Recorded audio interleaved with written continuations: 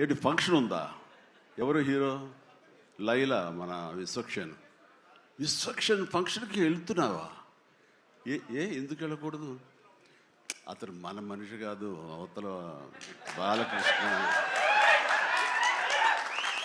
అప్పుడప్పుడు తారక్ అంటాడు అని.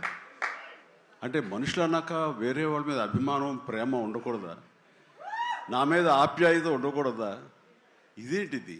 మా ఇంట్లోనే మా అబ్బాయి సూర్య అంటే చాలా ఇష్టం. అంత మాత్రం చేత వాడి ఫంక్షన్ వెళ్ళకూడదా? వాడితో కలిసి భోజనం చేయకూడదా? వాడితో ఉండకూడదా? అలాగే మరి మూర్తి గారు అడిగారా, నాగేంద్ర అడిగారా, ఎవరు అడిగారో తెలియదు కానీ అక్కడ ఉన్నారు, వెళ్ళిపోయారు మూర్తి గారు. తెలియదు కానీ నేను ఆ క్లిప్ చూశాను, వాయిస్ గుర్తు లేదు.